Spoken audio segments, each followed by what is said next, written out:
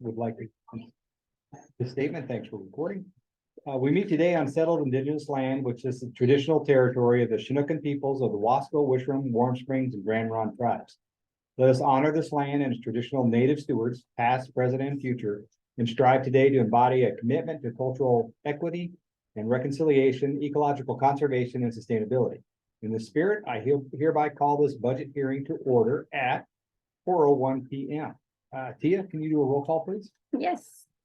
Greg Pack, Chair. I am right here. Megan Ramey, Vice Chair. She's there. I We see saw her. Daryl Roberts, Secretary. Here. Megan Larrabee. Here. Letty Moretti. Here. Tamara Taylor. Here. And Laura Dunn, who is here. All right, Dan's here. She just stepped out for 1 second. Okay. Thank you very much. Now's the time for public comment. Do we have any public here? We do, but soon there'll be board members next meeting. And then one is a consultant for the board regional transit strategy. All right. All right. So we don't need to read the public comment statement then? No, I just do need to read the one that we received via email.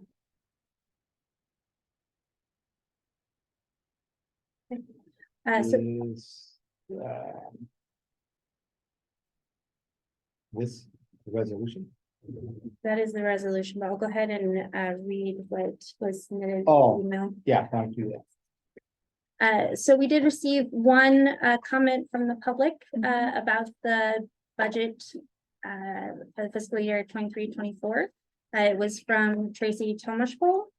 It states, "Hi, I'll be unable to attend today's CAT budget meeting, but for the public record, would like to point out that the table of ridership presented on page 50 of today's meeting materials should be more helpful to interested residents who want to understand CAT's operations.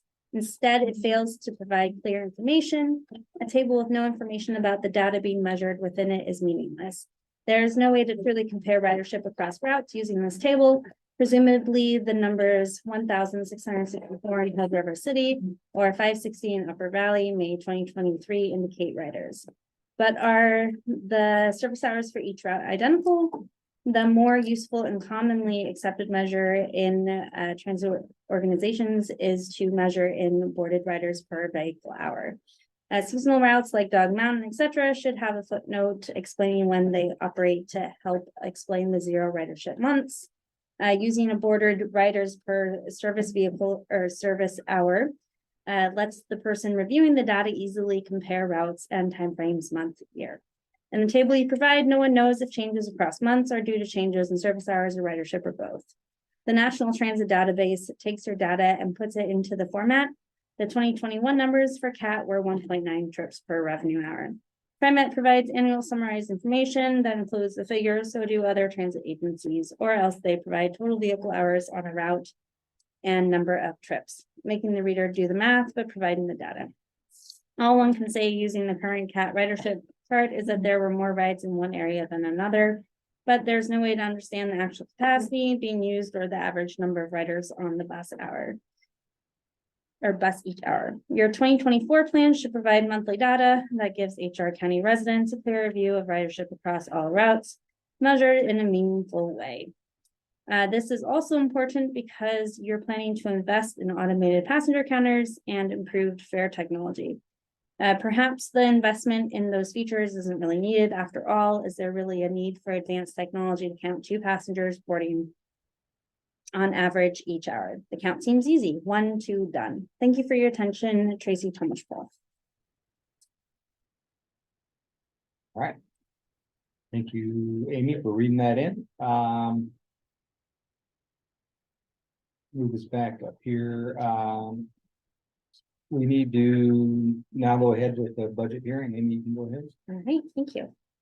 So I did want to just call out a couple of things on the budget. So the budget before you has gone through the budget committee meeting or budget committee. There were 2 committee meetings and the numbers it says proposed by budget officer, but those were also the numbers that were approved by the budget committee. Those were approved at the last meeting. I also included the budget message that was reviewed at the budget committee meetings. At the first meeting, they did ask me to include additional information about the match requirements, what grants they were going to, and specifically how much we're going to each grant and for what. And then they're also asked me to include where the office staff is on the different steps. So I did highlight or make those red to make it clear in understanding where we currently are based on that scale. Just to review real quickly, the budget. So for the unallocated beginning fund balance, we are at $1,053,000. The stiff dedicated project funds is 192,000. So our total beginning fund balance is $1,245,000. So that's the available cash essentially that we have. I do think that is a fairly conservative number. And we did that intentionally because when we did this, there's still a lot of unknowns of our true expense for repairs and fuel, etc. The fair revenue, we are estimating $216,000, contract revenue $104,224, federal assistance $1,675,000, 170,000, state assistance 1,989,000 or 989,537,000, property tax 210,000, and other revenue 40,000. So those grants are quite a bit more because of NOLO, the carbon reduction program grant. We also put some of that CARES Act funding funds in there as well. And then there is the vehicle grants as well. And then of course, we also received more money than we have in the past for our 5311 formula funds. So that's why those numbers are much larger than the fiscal year 23's budget. So our total resources is 5,479,931. Those numbers. Our requirements. So administrative materials and services was a total of 227,700. And then administrative personnel services, we had a total of $299,636. So for the administrative materials and services, we did add some funds for the air conditioner, but basically that's taking funds from fiscal year 23 and moving it over to fiscal year 24. The current estimate that we have is about $65,000 for the air conditioner to fix it, because they actually have to replace all of the units. We are getting several other estimates before we move forward on that, but it's going to be a doozy. And then professional fees do go down a bit, and that's mostly because we haven't needed as much assistance with marketing as we have in the past, because the Gorge Pass program has done such a great job of really covering a lot of our marketing needs. For administrative personnel services, it's about steady with what we have done in previous years. And so total administrative was $527,336. For operating materials and services, we were at $1,008,050. The fuel, we have continued to, as you'll see, there's a really big trend of it just increasing. We have increased it again. Operation expenses, again, we have increased this. So we have just a large amount of repairs, especially for our bigger vehicles that serve the Columbia Gorge Express, and a probably not getting new vehicles for the Columbia Gorge Express until winter of next year. Or of this coming fiscal year. So I'm expecting that there's gonna be, continue to be repair expenses. Communication expenses, those are also going up a tad. Those are for our new dispatching software, as well as some of the expenses for the improved technology grant that we got, and then again, we received some grant funds for those expenses. Vehicle insurance went up a tad, and we've added several vehicles. Driver expenses, it's gone down just a bit. Advertising and marketing, that's gone down quite a bit from the past years, again, because we have Gorge Pass and it's working so phenomenally for us. And then grant contract match funds, that increased quite a bit. And the reason being was for the Dog Mountain service, the Multnomah Falls Transportation Ambassador Services, as well as paying for the mobility manager travel trainer, which is Sarah. Last year, we paid the match of a grant and worked with McKed to do that. We did 50-50 of the match. This year, we're both just splitting her salary down the middle. And we're using grant funds to do them. And then operating personnel services, that did go up a bit, mainly because of some potential changes that we discussed in the executive session. And then operating capital outlay is quite large. We're planning on getting 2 Columbia Gorge Express vehicles. There's also the improved technology grant. There will be spending some capital on there.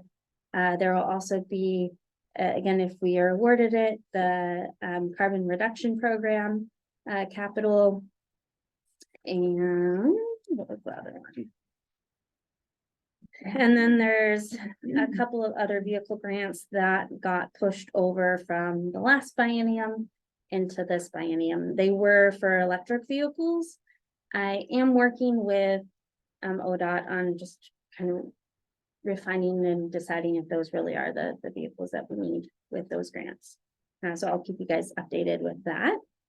Mostly because we don't quite have all the infrastructure that we will be getting if we are awarded the NOLO grant. Or LONO, whichever one it is, I always forget. Okay, so the operating capital outlay is $1,530,020. Total operating is $3,991,214. For non-allocated, that leaves us with $261,381 for contingency.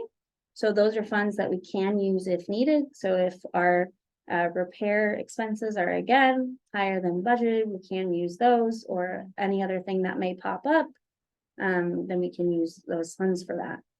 The restricted funds for STIF is $100,000. So those have to be used for ADA improvements for our bus stops, and that is being pushed back to fiscal year 25. So those cannot be touched. They can only be used for those purposes. Reserve for future use is $600,000. So that's the amount that we would need if anything crazy happens. That would keep us running for about a couple, 3 months. 3 months. So that would be our total non-allocated of $961,381. So our total requirements, because we have to have our requirements and our resources match, is $5,479,931. Did that match? Any questions? How did you come up with the contingency of that? It's like 5%. Well, it was mostly because it was based on keeping a certain amount for reserve for future use, to have about 3 months in the bank if needed. when we buy fuel, how do we get fuel? Do we just go to a station and fill up the truck? No, so we actually have two different contracts. We have one with Pacific Pride and one with Carson. So that allows us to get fuel at discounted rates, yeah. Diesel and gasoline. Have we ever talked to either one of them about buying direct?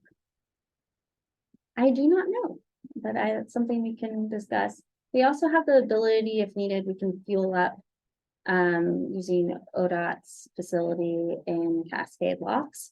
It's just problematic because that is in a route, so it'd be difficult to fuel buses there without passengers on it. And There for emergencies or something? Yeah. Yep.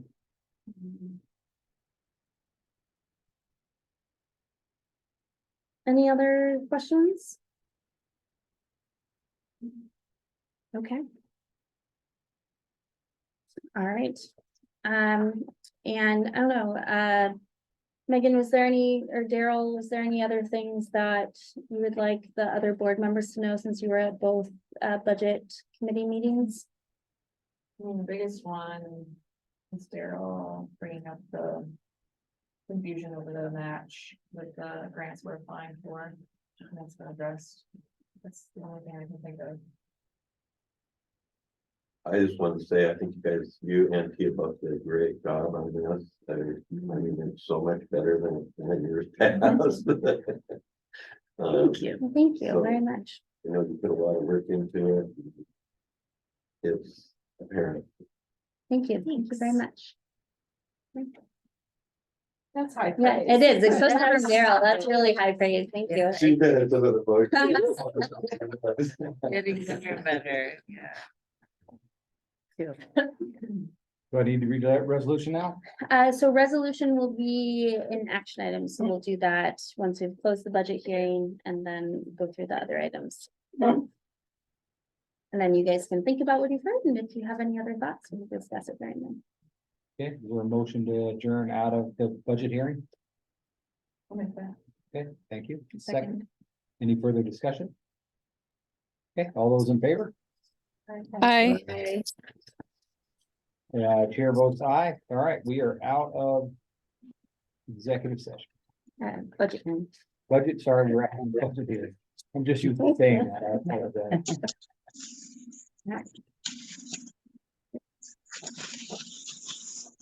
All right, now we need to call our regular meeting to order.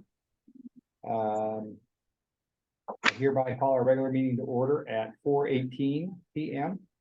We've already read our statement, so I won't do that. Can we do a roll call, please, Tia? Yes, Greg Pack, Chair, Here, Megan Ramey, Vice Chair, Daryl Roberts, Secretary, Here, Megan Larrabee, Here. Letty Moretti. Here. Laura Dunn. And Tamara Taylor. Here. Thank full you. board. That's awesome. Yay. All right, we do have one additional agenda item.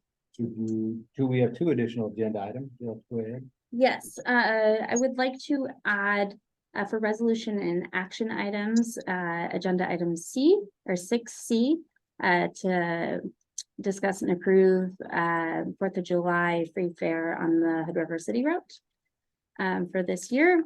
And then on the executive director's report, I would like to add an item C. So 10C to discuss the land that will shortly be coming for sale across the street.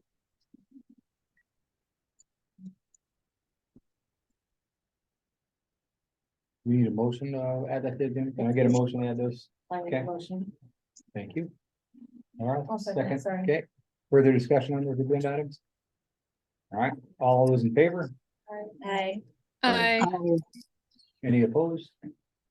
Okay, chair votes aye. They are added to the agenda. We need to approve our May 17th meeting minutes. They're included in your packet. Are there any changes the board members would like to make?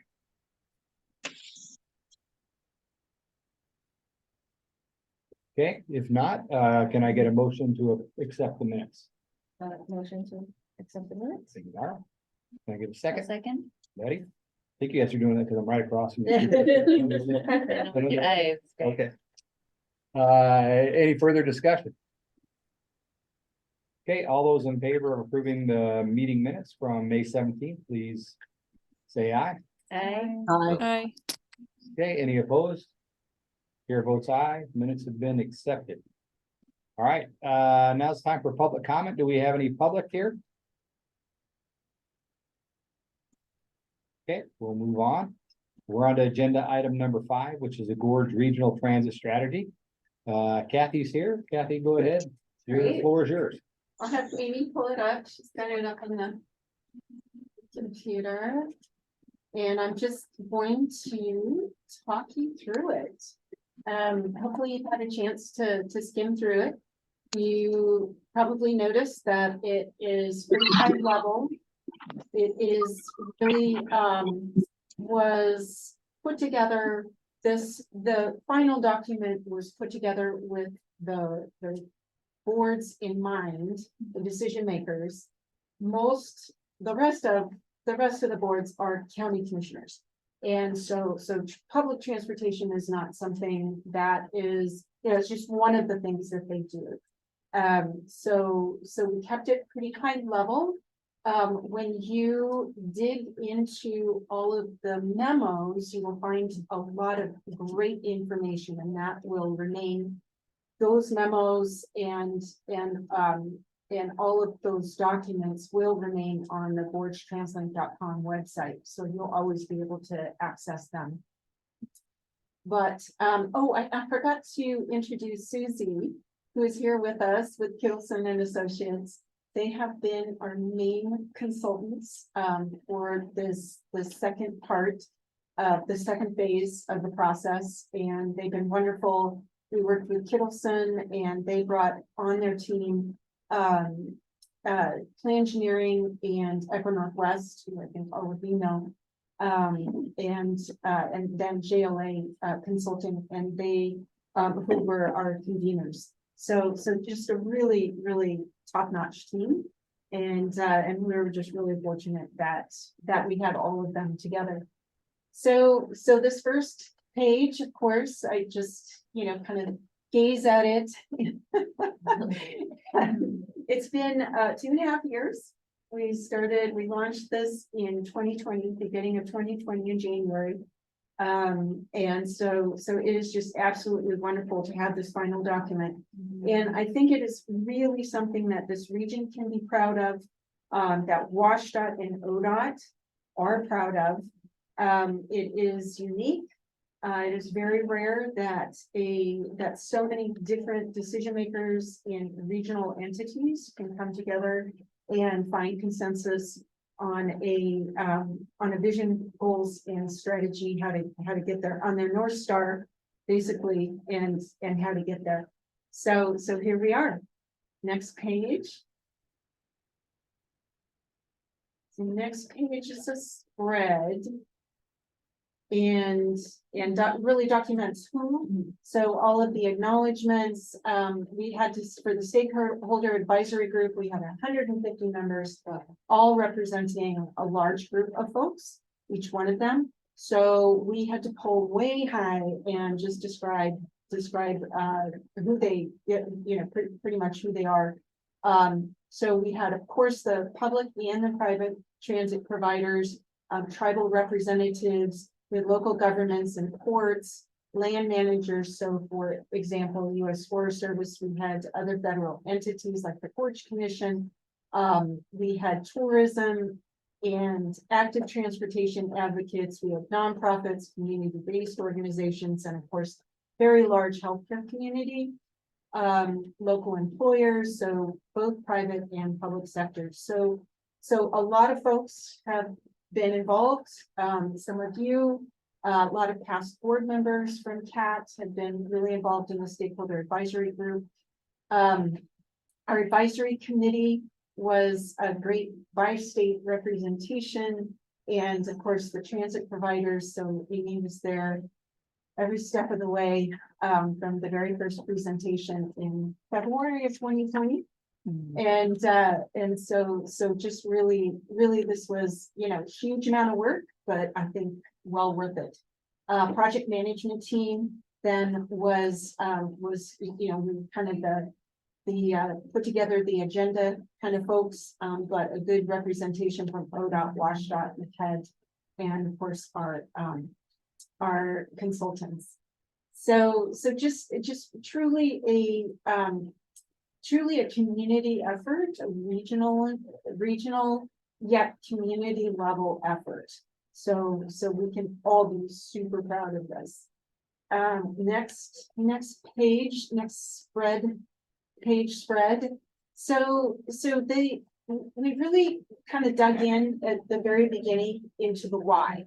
So looking at all of these different entities who were interested in public transportation, we asked them at the very first meeting, why? We convened in Cascade Locks, we got together in the pavilion there, and it was like, well, why is public transportation important to you? Why are you here? And so what we heard from them was that there are challenges in this region with workforce mobility, with housing, congestion, aging populations who want to age at home, environmental sustainability. There are all sorts of reasons why these entities were there. And so we gathered all of their statements. And these were, you know, the whys were really what we started to work on when we developed the vision and the goals and the strategies. So next spread is the what did we do? So phase one was all about the vision and the goals. And to get there, we had to analyze all of our local plans, any regional plans, and regional transportation plans, everything focused on public transportation, but we wanted to make sure that we were building the vision and goals on a really stable foundation of all of the planning work that has happened in this region. So we had to do a lot of that background work, but mostly phase one was about convening and hammering out a vision and hammering out our goals.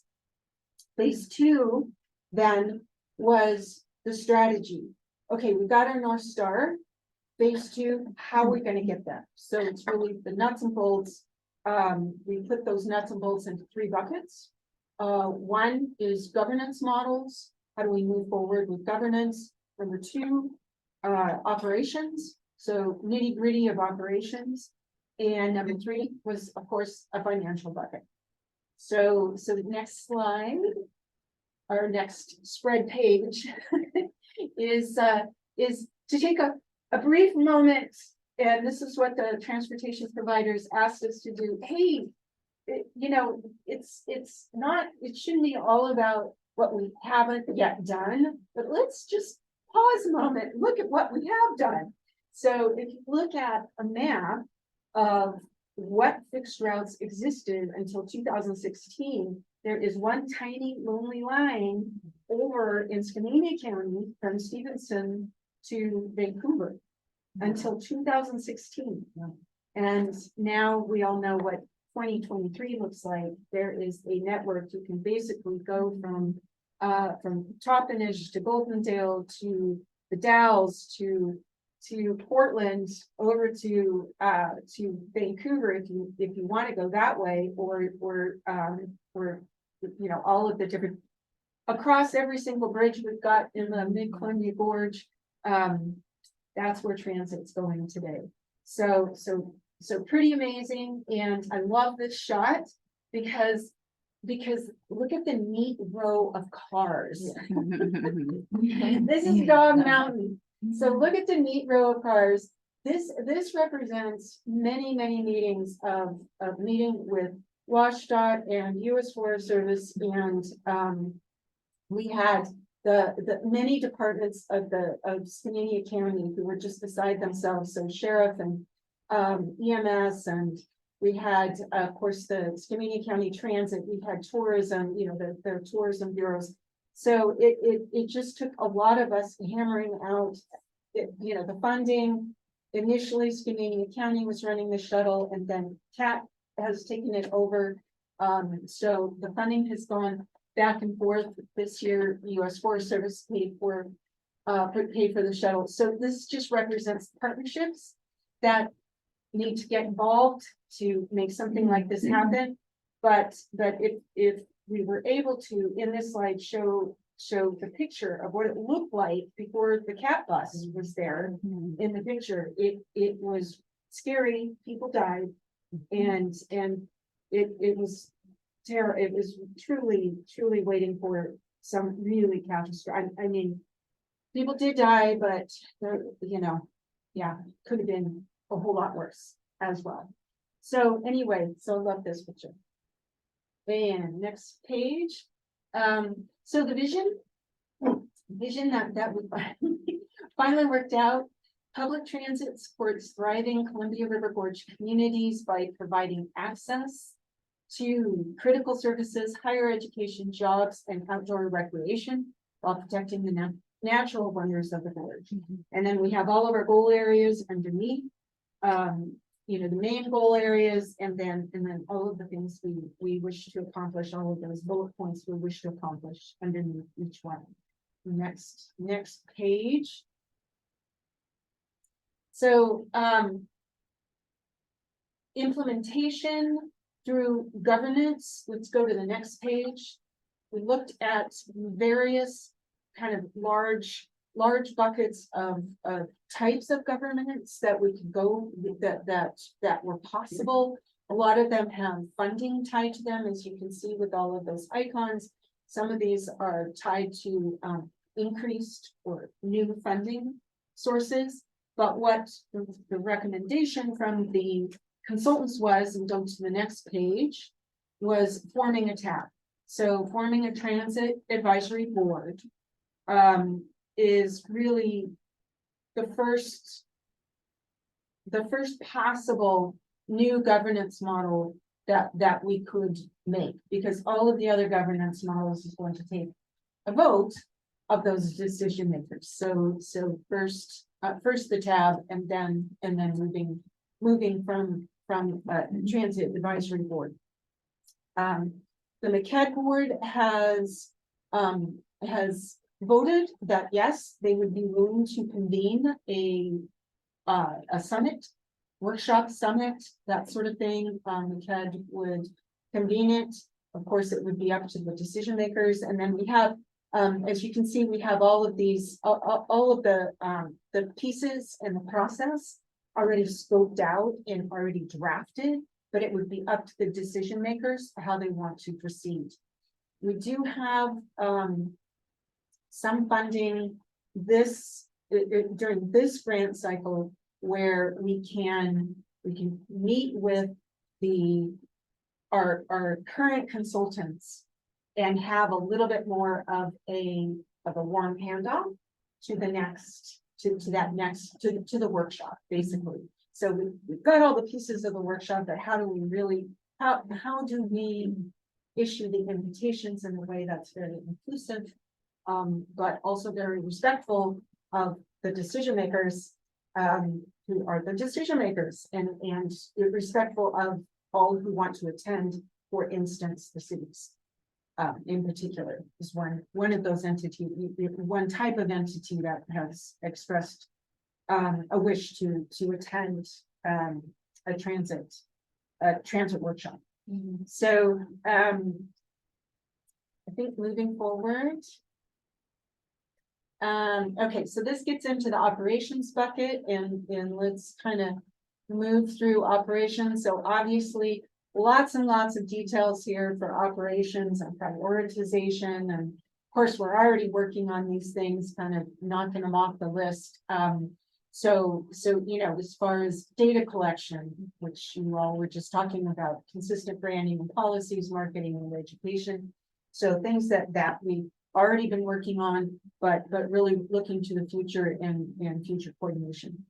Next page is more operations, and the next page I think is more operations. Then the next page is the very end, the conclusion, which is really, you know, back to the why. Why did we do this? Well, we do this because we believe that a coordinated and integrated regional public transportation system will will bring us a thriving and accessible region.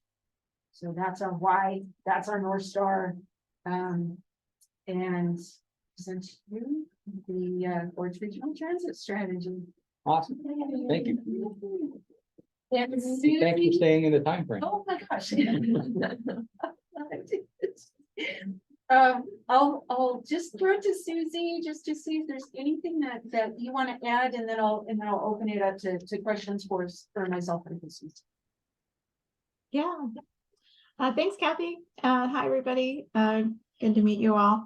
I don't really have anything to add to Kathy's great kind of overview, but here to help answer questions, depending on what level of kind of detail you're interested in and asking questions about. And I hopefully all of you have been able to read through the resolution, because that might answer some of your questions. For example, does this strategy supersede our, CAT's own planning? No, it does not. So if you read through that resolution, there are, there are probably a lot of points there that might answer some of your questions. Otherwise, Any questions? questions? All right. Thank you, Kathy. Appreciate it. Thank you, Susie, for being here. You're welcome. Oh, I do, I'm sorry, I have a question that was Okay. for me here. Were there any parts of the plan that fell short of what you were hoping to achieve as a tab member? So what, I think Kathy did a great job at trying to, I mean, it was a really big project, right? And it's really a lot of different pieces with a lot of different priorities. I mean, really, because throughout the gorge, the different providers have very different priorities based on their residents. So I think you did a great job at that. So thank you for all your hard work. I know you did a lot of work on this. The things for me that I have told Kathy throughout the process and kept you guys in the loop is that we have to refer to the transit master plan when it comes to deciding anything based on service or what our community needs in the future. And I think they did a good job of representing that in the plan and making sure that was heard. And the other thing is that this is not binding us financially to anything at this point. It's simply stating that we support all the work that went into this, all the research, all the outreach, and we are here to be a partner going forward. And that is our goal. And then that is my goal as a representative of the district to work with the other transit agencies together to get to the next step, because figuring out what needs to happen in the future is a very long process. And here we have just kind of started at the tipping point of identifying, okay, we all came together, we all recognize what the vision is, here's our strategy for implementation, and really going to the next step. This is gonna be a long road. But yeah. It Good was, question. it was definitely tricky, and Susie can attest to this, to make sure that we weren't stepping into each local planning area. So because this is a regional plan, so it's not, we're not planning for Skamania County, we're not planning for Hood River Community Transportation District. We were planning for the region and working with, always pulling back to work on that regional level. I would just say I'm so impressed. It's such wonderful work that you've been doing, and you mentioned it's very unique. I don't know if there's other by state regional transit plans that you were able to. Well, there's, there is the Tahoe district, of course, which is different. It's different in a lot of ways. But I think as far as the real regional plan like this amongst so many different types of entities, I don't know, Susie, You know, I know there was one I looked at in Arizona, but it wasn't quite, you know, it wasn't quite the same. And Susie, you maybe have worked on something similar. I don't really. Yeah, I mean, it's a very unique situation, with it being by state and kind of 5 different counties and combination of county departments versus transit districts. But, you know, the Northwest Oregon Transit Alliance has some similarities, and it's not by state, but it's multiple counties, that have different governance structures. And I would say we were definitely through this process looking to learn something from that. But I think this plan goes a bit further than their last plan as far as really bringing in a little bit of that future service network, as opposed to just areas for collaboration on marketing and education and policies. So that makes it a little bit distinct from NWADA, as well as kind of a plan for moving towards a regional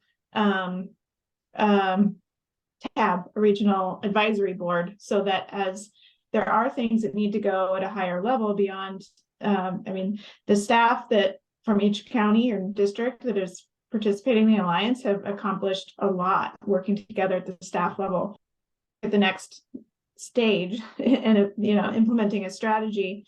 There'll be decisions that need to come back to the governing bodies. And so how can we set up, you know, that next level of coordination requires sometimes decisions, you know, that are involving each of the boards. And so that's what we're trying to do with the tab. So I think it is pretty, you know, pretty unique. Just trying to think of I mean, we've I've seen another kind of similar strategy that's just one county, but that has like 7 different transit providers in it. And so how can we come up with a strategy for that one county and the 7 providers?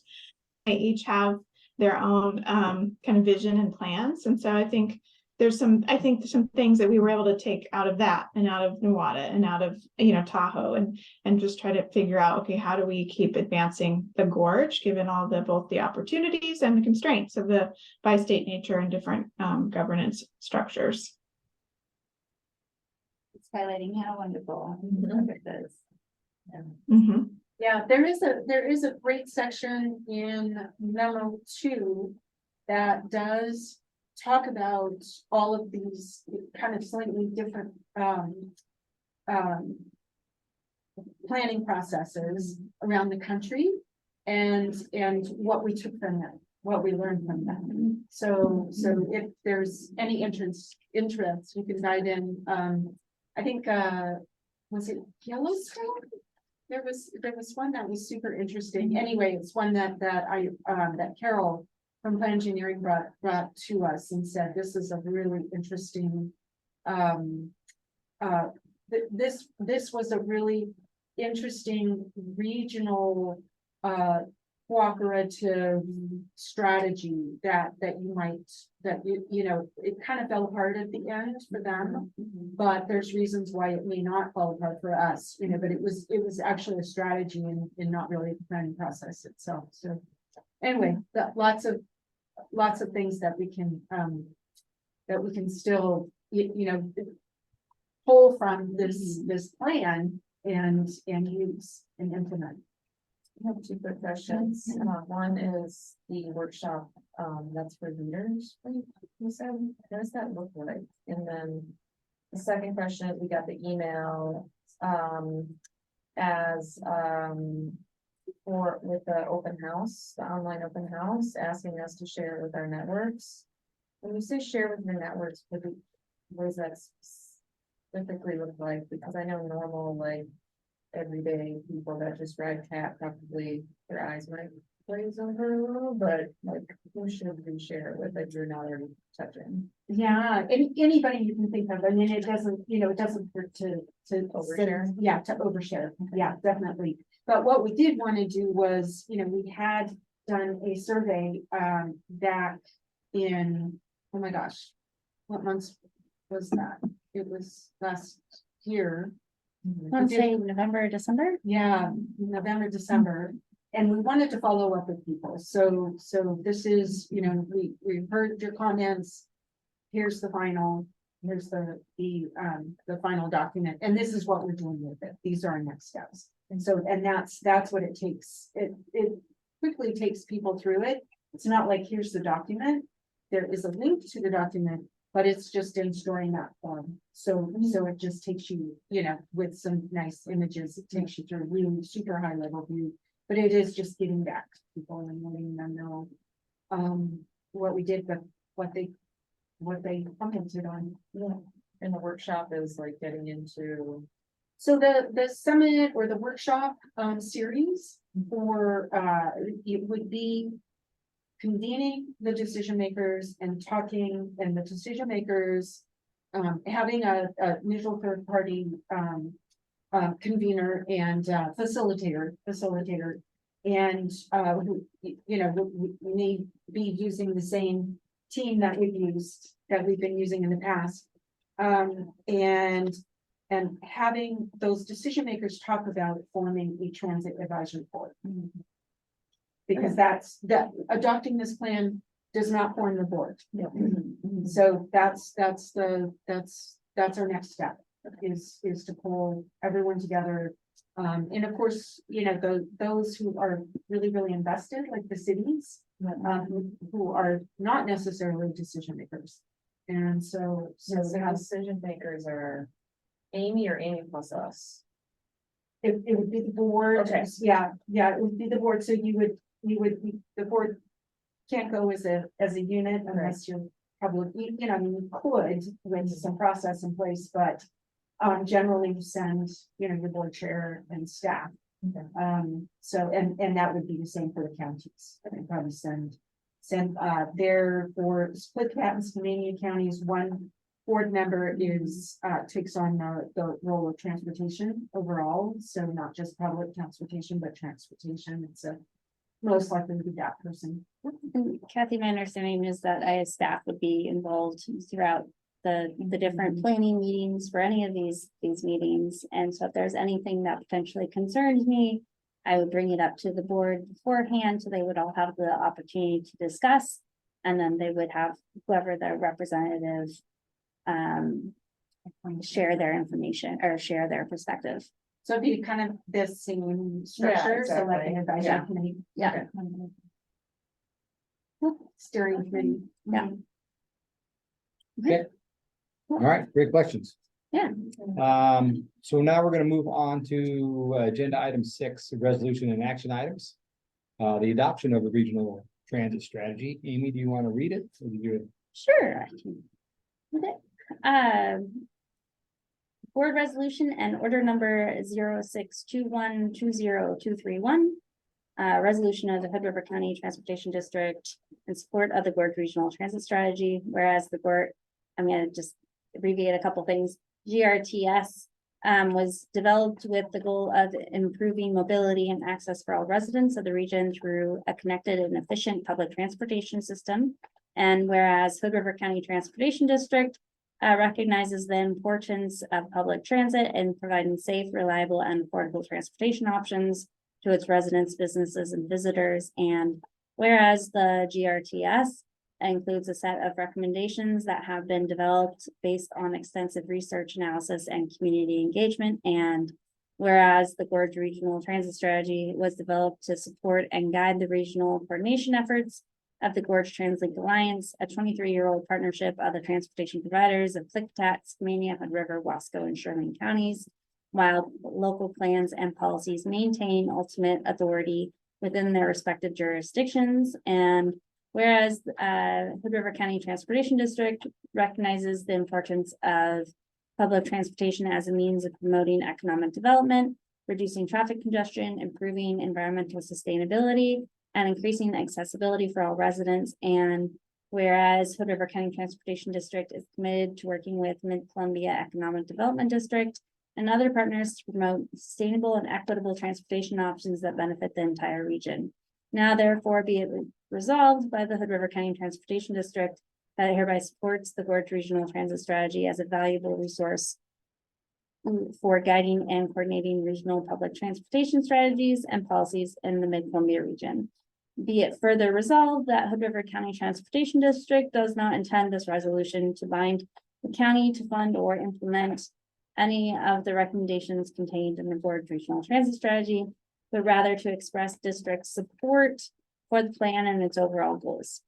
Be it further resolved that Hood River County Transportation District believes that it is important to demonstrate its support for the principles and objectives of the Gorge Regional Transit Strategy while preserving the district's flexibility to make independent decisions about funding and implementation in the future. Be it further resolved, the Hood River County Transportation District encourages the Mid-Columbia Economic Development District and other partners to continue working together to implement and further develop the recommendations contained in the Gorge Regional Transit Strategy and to seek out opportunities for collaboration and partnership with the county on transportation initiatives. And then approved by Hood River County Transportation District this day, 21st day of June, 2023. I missed that first part. Can you start again? All right, so you guys have heard the reading. Is there a motion to move this forward? Motion to approve? I'll make the motion. Thank you. Do we have a second? One second. Thank you, Daryl. Any further discussion on this? No, it looks like your name's the only one that has. I'm the one that has to sign it, yeah. Okay, all those in favor? Aye. Aye. Okay, any opposed? All right, chair votes aye. Resolution passes, all right. All We'll right, sign that. Now we're on to 6B, the adoption of our 23-24 budget and approval of the tax rate. We had earlier meeting on that. Any additional discussion? I would just like to add one thing. I forgot to comment on the public comment that we received. The boarded rights per hour is something that we have done in the past. And I'm happy to reinstate that again. Always here to make it easier for public to understand our data. So just wanted to state that real quick. And we will be working, we have a training session. There's a couple of things that we're doing. One is some work that Kittleson is doing, deeper dive. And they will be looking at data collection.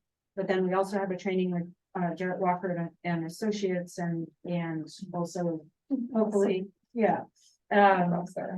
Also looking at ways that we can look at data collection regionally. So I'm super excited about that. There's a lot of. And the intent with that is being that all of the different Gorge Translate providers then display their information in the same way. So we are reaching the writers or the users concisely, but also so that we're all doing it the same way to make it easy. Great. So it's really awesome. Thank you for heading that up. Thank you, Ken. I appreciate it. Thanks so much. All right, I need to read this resolution. It's resolution number 6-15-2023. Resolution adopting the budget. Be it resolved that the Board of Directors of Hood River County Transportation District hereby adopts a budget for fiscal year 2023 to 24 in a total of $5,479,931. This budget is now on file at 224 Wasco Loop in Hood River, Oregon. Resolution making appropriation be resolved that the amounts in the fiscal year beginning July 1, 2023, and for the purposes shown below are hereby appropriated. General fund, organizational unit or program administrative, $527,336. Operating, $3,991,214. Debt service fund, there's no dollars there. Not allocated to organizational unit or program contingency of $261,381. That's the total there. So total appropriation of all funds, $4,779,931. Total unappropriated reserve amounts, all funds, $700,000. Total adopted budget, $5,479,931. And you want me to read the resolution imposing tax? Okay. Yes, please. Resolution imposing the tax.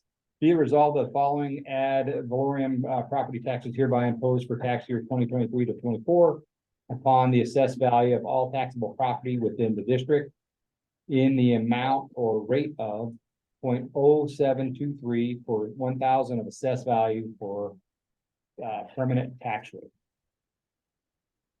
Resolution categorizing the tax, be it resolved that the taxes imposed are hereby categorized for purposes of Article 11, Section 11B as a permanent tax rate of 0.0723 per thousand. It's on general government limitation.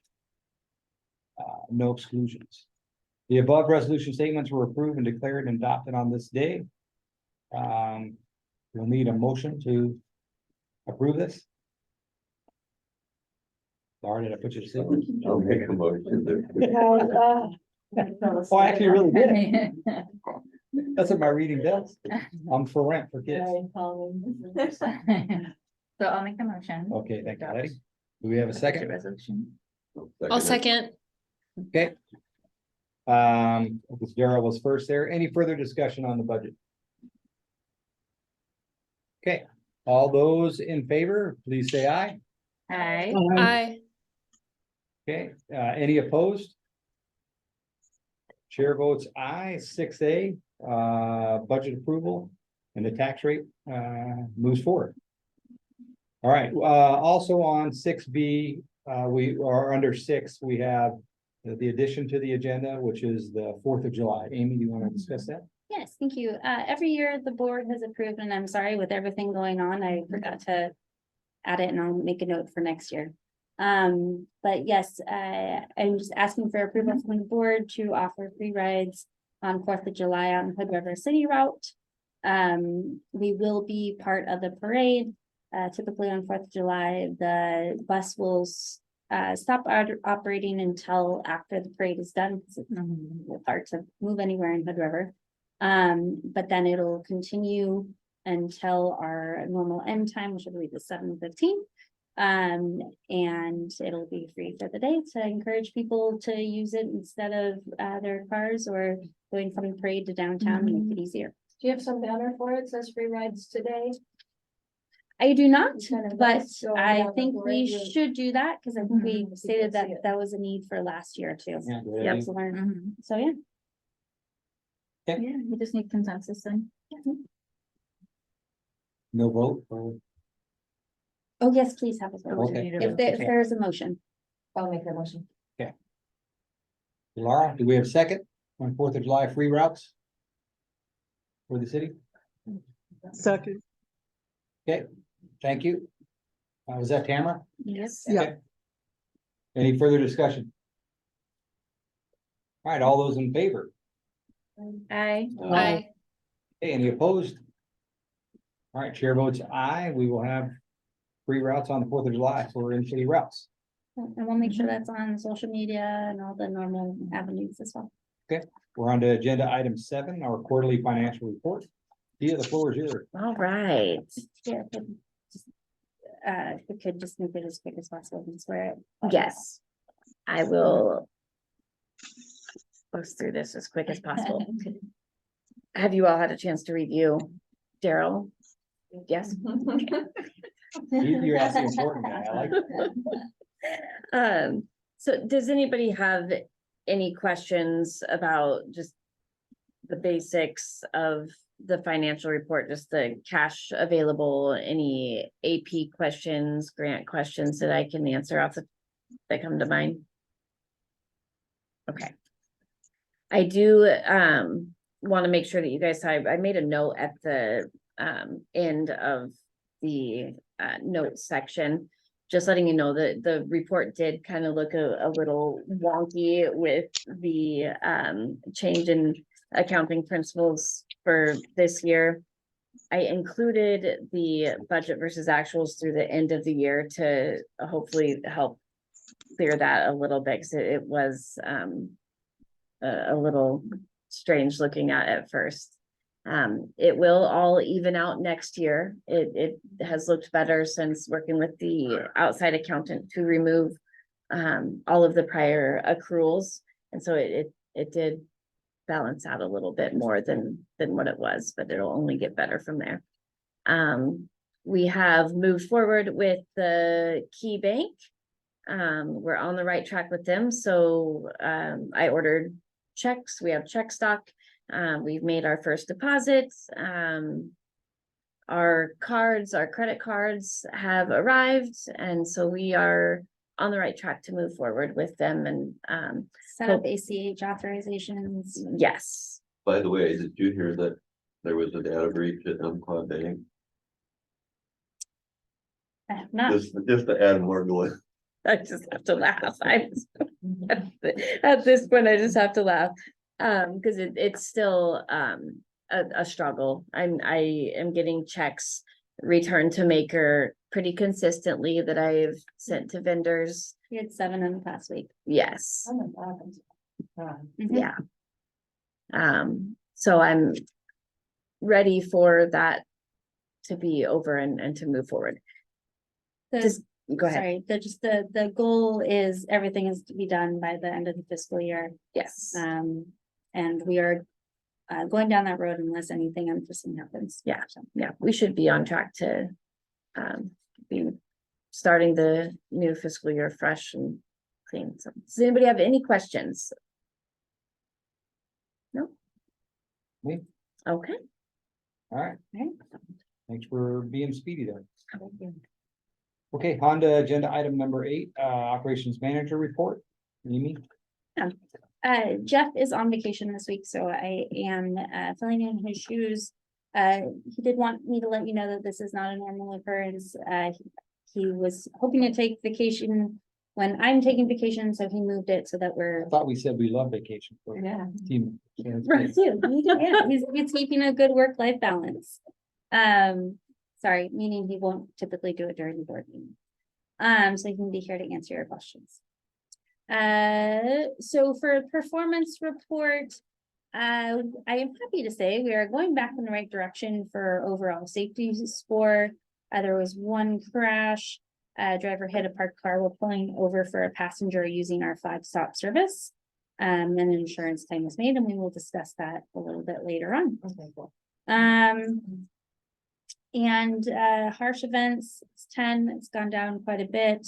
I think I can attribute, or we can attribute that to field supervisors really honing in on these different scores and talking immediately to the different drivers to make sure that we're correcting action where needed.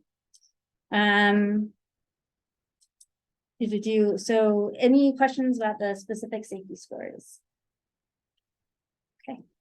Operations data, so our on-time performance again is still pending until we get this new dispatch software kind of up and running. Then goal is for July 1st. We're running into some issues with their software and with our services to make sure it works right. So there's a lot of, they are building some software for us, so it kind of takes time to implement it. But I will make sure that we have those for you once those get ironed out. The fuel cost per mile has gone down quite a tad as well. We know why miles driven has gone up so much over the past few months, So. even though the hours driven is less than like March. Yeah, you know what? I'm not sure. And I'll dig into that more and get an answer to you. Yep. Tia, can you make a note of that? I don't have Yes. pen on me. We didn't change, we don't have any longer routes going now than we did in March, right? March we had Gorge to Mountain stuff and. Gorge stuff. to Mountain, there's Dog Mountain, Dog Mountain. Started. so that would be my assumption. Also frequent Only Gorge Express too. That didn't start until June. Okay. But it should be Dog Mountain. Yeah. Because while it's, yeah, that would make sense because it's still a decent amount.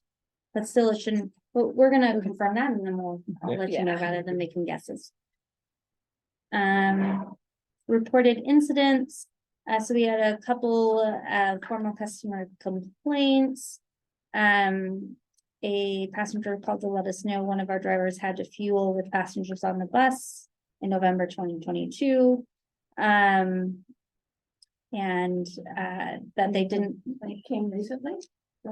So that was, we received a written note from a gentleman who lives in Portland.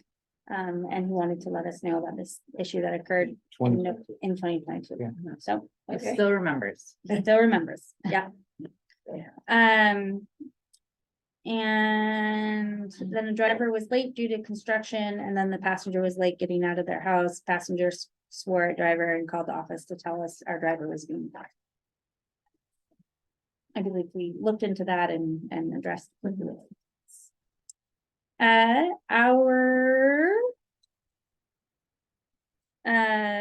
So the ridership, we're doing an upward trend here. And again, for May, the service hours is very consistent to, May of last year. So that should be a pretty accurate showing of our, ridership going up. And Dog Mountain was a hit this year, and the ridership increased quite a bit when compared to last year. And again, the surface hours were similar. Those were the big ones, plus the Hood River City route again, that continues to make me proud. Really excited to see that. When looking at over at the fiscal year 22 and fiscal year 23, the routes that are concerning to me are the Hood River Connector, the Upper Valley and the Cascade Locks. And we'll be talking about the Hood River Connect and Cascade Locks a little later in this meeting.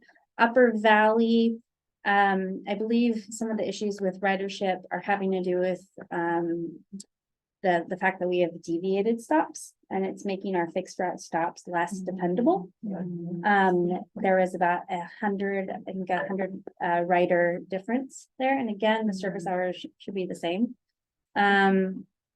So that is something that we'll be working on, doing short-term solutions to make that more dependable. And then as part of the Transit Master Plan, of course, there's a longer-term solution there as well. But just so that you're in the loop on that. Yeah, that's from a personal experience. I did the Upper Valley route pretty much all of April and May to get to Parkdale and Mid Valley, Parkdale and Midvale, sorry. And the deviated route thing really does mess with your mind a little bit as a passenger, because you're like, wait, where are we going? Am I on the right bus? Yeah, I know, and it happened to me where I didn't question whether I was on the right bus, and I was on the wrong bus, and I missed my bus because of that. So it really does mess with, and not trust, it's like, dependability. Yeah, so. And then it leads to trust, because you're not sure if you want to use the service again. Let's say you have a meeting and you got to be there on time, like. No, yeah, so that's exactly what happened.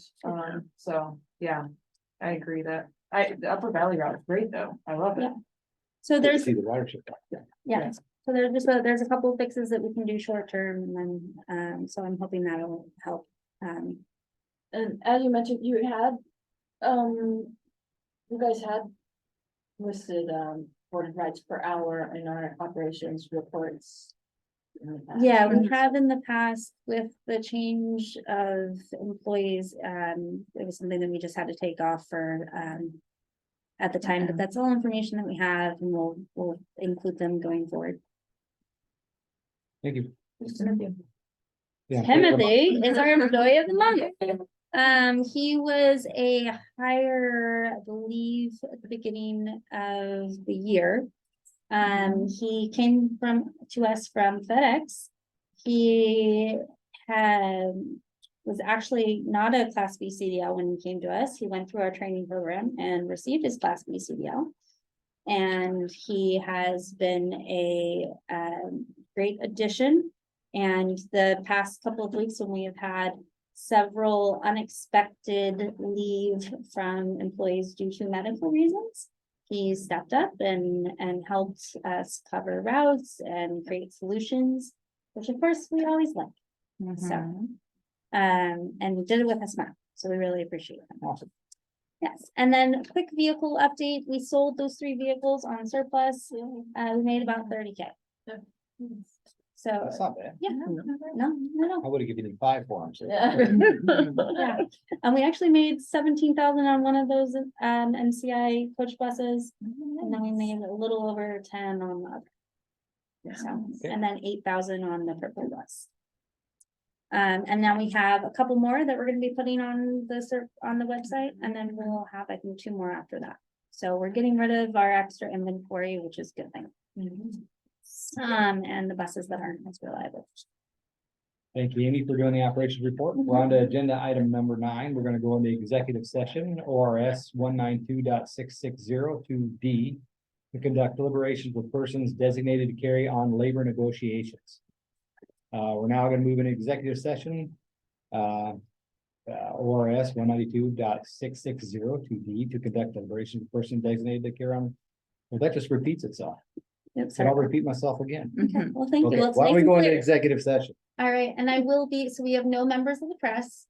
And I will be putting Zella and Elazar, I'll put you in the waiting room. If you would love to stick around, we will be discussing some additional things later, so if you have the ability to, that would be great. And we'll see you in a bit. And I'm gonna pause recording. For the record, at 5:21, we came out of executive session. And there was a vote, who is the motion? Letty, Letty, and the second, Laura, Laura, great.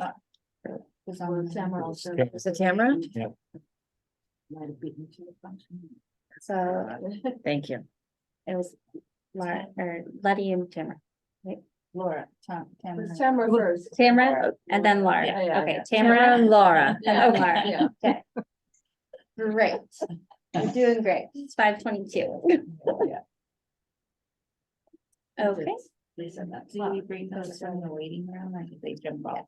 it looks like they jumped off. So do we need, you said now we need to do a motion to approve you to talk. Share with the attorney that we discussed. Yes, please. Okay, you have a motion? I'll make that motion. Okay, thank you. Megan, I'll second. Thank you, Letty. Further discussion? All right, all those in favor? Hi. Any opposed? All right, chair votes aye. Approved to move forward with that. great. Thank you so much. Appreciate that. Okay, on to agenda item number 10, executive director report. All right, so my first item, I am asking for you to approve me to move forward with a letter regarding the Multnomah Falls Exit 31 time use permit. And specifically, I would like your approval to have Greg work with me and then sign the letter. Basically, the time use permit for Multnomah Falls Exit 31 works if everything's working well. Over Memorial Day weekend, the gate was not working and it caused delays onto the freeway, which caused many concerns for safety. And of course, us being the public transit provider, that created a lot of concerns for me, not only safety of my drivers and my passengers, but also an equity issue too. Because it's making it really hard for us to serve Multnomah Falls, but also the gorge, when we have to deal with backups of that nature. Amy, I'm sorry, I'm not yeah. seeing the letter or. So I have not sent it to Oh, you okay. yet. I still have some updates I need to do. The basic intent of the letter, and I'll send it all to you and you can individually respond to me and give me any feedback. But the intent is to let decision makers know that the staff on the ground for Forest Service, ODOT, state parks have all worked very diligently to make a change at Multnomah Falls. And we have created one that works well, but if other issues happen, it does break down, and that it is time for decision makers to think for future, what are the things that they can do in order to improve the safety of Multnomah Falls. So I felt that it was important that we use our voice, or well, I felt it was important for me to bring up to you guys to suggest that you use your voice to tell decision makers that staff has worked really hard to create solutions, and we are getting to the point where we need additional help. You have an example recommendation? I don't think so as of now. Okay. I think there's many potential options. They've been outlined in ODOT's one report, and I can Yeah. send it to you, but mostly. Congestion report or whatever it's called. Exactly, but mostly it's enforcement and looking at what are the other options that they feel comfortable. It can range from making it transit only. To work with the different partners to figure out a way where they can do a per vehicle permit program instead of a timed use permit. There's multiple options on the table, but it's at the point where the decision makers need to kind of take the ball and help. So, again, this is a supportive letter of all our different partners and all the different staff that has worked really hard to do their best with the resources available to them. But it is getting to the point where we need to ask for help. And if we don't feel comfortable sending it out, Oh, We're I not saying- fully yeah. support it. Yeah. I'm just hoping it was. we just, we had discussions bringing it here before. Sending it out, Ryan. So it'd be ODOT, Forest Service, all of the different partners. And then I'd probably send it to Multnomah County Commissioner as well. Okay. But yeah, I want you guys to feel comfortable with it, so I'll send it out. But again, it's supposed to be, the intent is supportive of our partners. Okay. Okay, awesome. Do I get general approval to move Yes, forward yes, on that? please, Awesome. thank you. Yes. Great. And what I'll do is I'll send it out to you to get your thoughts, and then I'll work with Greg to do the final one and then send it out. Great. Okay, next grant applications update. I have applied for lots of money in the past 2 weeks. So hopefully that's great. You guys are aware of all the different programs, but they had, and that's one of the reasons why I've been kind of in my own little realm lately. So last Friday, I just submitted the CARES Act application. So yeah, that'll be great, and that should hopefully mitigate a lot of the deficits that we incurred due to the vehicle repairs and fuel, et cetera. Okay. The other thing is the land that is across the street. I have heard that it's going to come up for sale. This could be a potential great option for a park and ride. So we could put a park and ride up there, and then in the future, when we're ready financially, we can make changes to the park and ride that's down in the lower lot and make it available for vehicle facilities storage. And that could allow us, of course, there'd have to be a little bit of redesigning there, but that could allow us to store our bigger buses, and we should be able to accommodate what we would need to grow in the next, I would say, 10 years. So it just has to be done right. But yeah, I think there's the ability to do that. So you're just making us aware it's coming up. I just making aware that it is coming up. And then if it, depending on the cost and the timing, then I'll keep you guys updated. But I just want to let you know that this is on my radar, and this could be a much cheaper option to accommodate our growing needs, especially in the next 10 years, rather than moving to a new location and building a new location. So just wanted to keep you guys in the loop. Okay. And then sorry, upcoming events. Okay, Oh, we're on to. Sorry, items. discussion item. Yeah. I was getting ahead of myself. Well, go ahead, Amy. Okay, sure, thank you. Has everybody read the memo on removal of flag stops? I'll give a brief update. So basically, we've been having some issues with our flag stops. It's caused an accident. It is concerning. There's a couple of informal flag stops. My ask is that the board considers, and I'm not asking for a decision, just considering removing the flag stop option from the Hood River City route, and instead having staff go down the route of adding formal bus stops at the locations that we deem safe, and we can work with the city.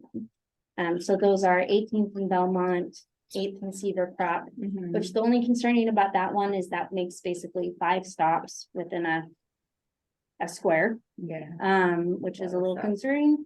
However, the 8th and Cedar Crop location would serve the folks that live at Aaron's Place, which is a older community. And you wouldn't have to stop if no one's there. Correct.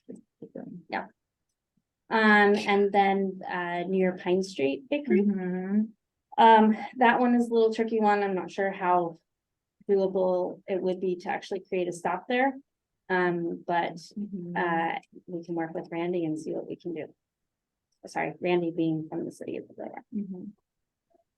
So anyways, I'm not necessarily asking for a decision, just want to make sure that's on your radar that, if you generally approve, I will bring it to your table at the next month, meeting. I just have a quick question. How often do people flag stop there? Like how Daily. daily? Okay, so it's Yeah. it's definitely like a busy area. Yes. Yeah. Okay. Actually, for 18th and, so if we're talking the Pine Street one, I think we have at least 2 to 3 riders a day that do that one. The 18th and Belmont one, that I think actually sees more ridership than our actual aquatic center stop. That's yeah. literally a block down. So, So if we eliminate, but you're suggesting if we can Yeah. eliminate the flag stops, we actually put in real stops or figure out a place to Correct. put in a real, okay, got it. yeah, so we're still meeting the needs of those riders, but we're eliminating a service that causes issues for our office staff. Accidents, which costs us lots of money and other safety concerns. And then also it's rider confusion too, because a rider is gonna see a bus drive by and they're gonna wonder why that bus didn't stop for them, and it could be a numerous amount of reasons. So that is my recommendation. Are people flagging to get off or on? A couple Mostly. people are flagging off, but I think it's a good mix of off and on, is my understanding. Yeah, I can really imagine that, the 18th and Belmont just Oh, makes total yeah. sense to me. Yeah. Like right there and like, And I have spoken to the city about that one, and he did say that that is most likely a doable one. Yeah. Yep. Okay. Any other questions? I'm sorry, a flag stop, the meaning of that is just that it's not a formal, it's just a place where you can flag down the bus. and Do just we- which is when you're anywhere- riding the anywhere bus, you on the can route. say, hey, bus driver, can you pull over here? But you can do that anywhere on the route. But these are On the marked, Hood River City route, yeah, we want to remove that ability. that ability, okay, so Yeah. it's not any specific stop, it's that ability anywhere. Yes, and but what the intent is with adding the new formal stops is that we're removing the need to even flag down or get off a Because bus. we're getting the spot. Okay. We're learning Yeah. from our riders. We're learning from our riders. Yeah, exactly. Okay, all right. Great. Okay, I will Okay. bring that to your table on the July meeting. Day pass. Tia, why don't you go ahead? So I wanted to go over the day pass with you guys. I know back during the height of the pandemic, the 1 day $15 day pass was implemented to encourage visitors to use public transit instead of their private vehicles. Most of it was for the Multnomah Falls access and the use of the Columbia Gorge Express, which was a great program to assist with ridership during that time. However, since then, the pandemic is gonna, ramp down a little bit and our ridership is just continuing to grow. And we are noticing a couple things with that day pass. The majority of the use is, which is fantastic. We want everybody to use our service, but we get a lot of tourists that utilize that pass and they don't have, the foreign phones, so therefore aren't able to really access that, which causes a lot of issues for the driver and a lot of calls for office staff because they're just unable to access it once they get to the stop.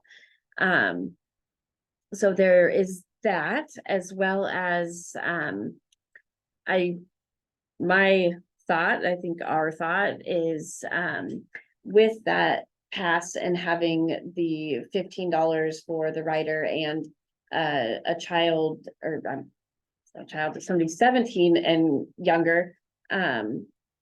Also, it doesn't align with our policy of the child typically of 10 and under, as well as stay and align with all our transit partners to kind of be on the same, so it doesn't cause confusion. it also, I feel is we're losing quite a bit of revenue by offering that pass. The difference in, $20 round trip, so $5, I don't feel is gonna discourage too many, I mean, you wanna visit the falls, you're gonna visit the falls. So I included, an example in the memo, but I also, just real quickly, because I heard our ridership was pretty significant this weekend. And we had a potential of, an additional $1,515 this weekend if we were to remove the day pass option. So what would be their option then? Just the one-way, fare. Okay. Or they could always purchase a gorge pass, which would be Okay. fantastic. Yeah, I think the intent with the suggestion is, well, I mean, the first part is, I don't think this was ever really intended to be a long-term fare. It was intended during the pandemic to kind of encourage people to use the bus for recreation. But the intent is to bring the funds to the local community members, right? So, by getting that additional revenue, that can go towards match for different programs or for different grants that are more localized. So if they purchase one-way fares, does that get you around the issue with phones? So yes, it does. So the $15 pass is only online. The one-way fare, they can pay cash. Okay. It's not only on, it's right here on Token Transit. That's what my confusion is. But then they Right, have to on- download the token transit app. Yes. So when we say online, it's only, they can only do it Only through, digital. Yes, Token digital, transit. sorry, As that's, opposed to the fare, which is. you can or pay the what- cash or through token transit. Oh, Because the day pass, if you pay cash, we don't have a way to do the transfer, so you know that you're paid when you do your time. right. right. And there's confusion on, being able to use it with other services, as with the Yeah, gorge right, pass, right. they can, and Yeah, right. They Yeah. guide in some. Oh, It, right, it yeah. also could be observed and has been observed, I've been told that it's kind of,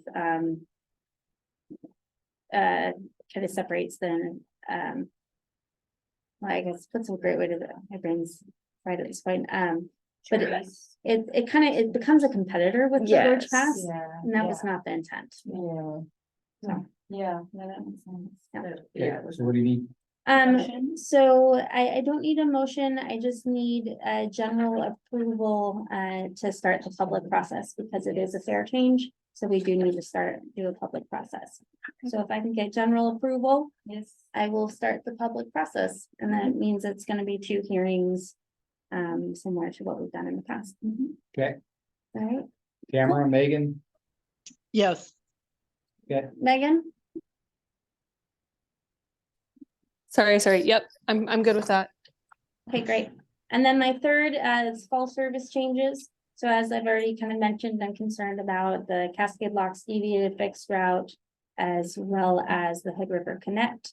And the ask is for board members is to approve me in the fall to make changes to those services. So for Cascade Locks deviated fixed routes, what we would do is we would remove that service, discontinue it, but we would allow dial-a-ride riders to book a dial-a-ride service from Cascade Locks. Right now, we only do dial-a-ride in Hood River, City of Hood River.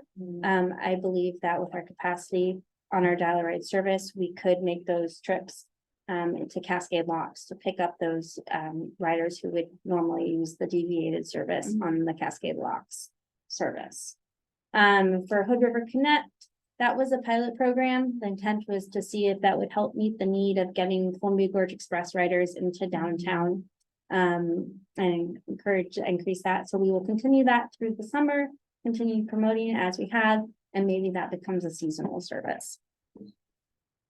And then with our transit master plan, that service that the Hood River Connect would do would be included when we split the City of Hood River route. So it would serve that same. Yeah. And if there's general agreement with that, I will start the the public notification and reach out to the riders that do use it. To make sure that we're still meeting their needs or confirming. I've already done a little bit of that. And then also making sure that I'm making a statement of the city of Cascade Law City Council and really make sure that we're notifying the public of this change and being transparent. So I'm generally supportive of it. The River Connect route, I hear from multiple people, mostly coming from Portland. They do not understand why the bus doesn't go straight to downtown. It's like, why are we being dropped off near Walmart in like Motordom? And then we have to walk a very unpleasant walk to get downtown. So I don't know what the fix is for that, but it feels weird that we do dump people in this kind of like, Industrial area. yeah, it's not a good welcome mat. So it's funny when we're talking about the lot for sale. Yes, it's great because it causes or it allows us to save costs, but visionary, like, I want to be at the port. Yeah. Yes. Yeah. So that will be part of the lot one redevelopment. Yeah. So the intent is that, from a strategic standpoint, is that with the lot one development, when that happens and when we have the much more robust mobility hub there, then we won't need to constantly come here. It will go to the port instead. And we'll focus a lot on that. Or it'll make it so that we can serve both ways. Right now, it's really difficult to serve both ways with our big buses and it adds a lot of time. And this was the fix. This was the Hood River Connect. The intent was to make that connection. And that's why it was really surprising to me was the ridership. So the time, the city route to make it. So we can look at that potentially in the fall to make it even easier or to, to align that more. We have tried consistently to align just about everything with the Columbia Gorge Express, as have our partners. So I'd be really surprised if there's any other efficiencies that we can do with that. And, maybe there's additional things that we look at and maybe we extend the times of the Hood River, the Columbia Gorge Express, so meaning it would just take longer and we can look at that. So there's other options because we're gonna have to change the times anyways this fall for the Columbia Gorge Express. So we can continue looking at it and we will. But it's just been really hard to make it for our vehicles to fit downtown or at the port and then just timing wise, it adds quite a bit of time to the routes. To do it both ways. Okay. All right.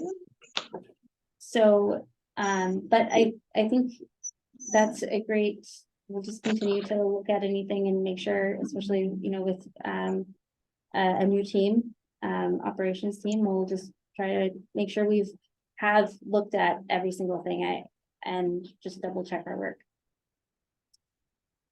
Did you give any feedback to Gateway about the Gateway stop and? So the temporary stop is no longer a thing. So, that, As of when? Sunday. Oh, okay, I was like, I just was on it. Yeah, so Okay. it just became a thing, so that's a much better. And I'm hoping that's gonna solve a lot of the issues. Yeah. But we continue to work with them to make sure they're being safety above. Or, yeah, highlighting that. Okay, in discussion items, does the board have any other additional items they want to discuss? Okay. Number 12, upcoming events. Cool, well, sad to say, this is the last board meeting for you two. I appreciate all the hard work, and the support and the mentorship and the time talking to me. I really appreciate it, and it will be sad to see you go. We do have a couple of things. Oh, it's been Yeah. a pleasure. It really has. It's been a privilege to Hopefully it's serve and what, yeah, right. And so exciting to see all the changes during. Yeah, the time of this. we literally look forward to you guys being external advocates. Yes, very much so. So we have some little goodies here. Oh, awesome. So We have Laura, here's the hat, Was this and already- then also that's the little plaque with some thank yous. And then letting. So awesome. Yeah, I had fun playing with a laser printer, so, Nice hat. yeah. Yeah, Yeah, I'm quitting too. I would have.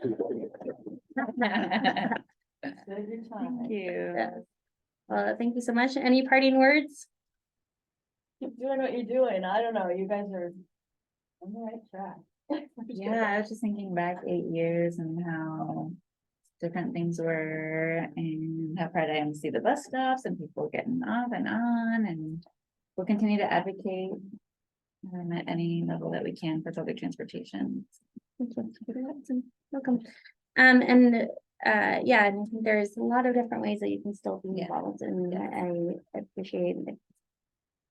In advance for that future. You got it. You will be. Yes, very much so. Were you already thinking of the hat before I specifically asked for one? You did, I won't lie, I was not, but I really like that idea as a parting gift to board members. You're honorary teammates, so I think that's great, and I was talking to the team about it, and they're like, yeah, I think that's great. And then we got onto a discussion of how we can generate other revenue and sell. Swag. sell hats. Right? I think we might, yeah, there's ways. Okay, cool. We had our new members here, super excited about Gisela and Elazar.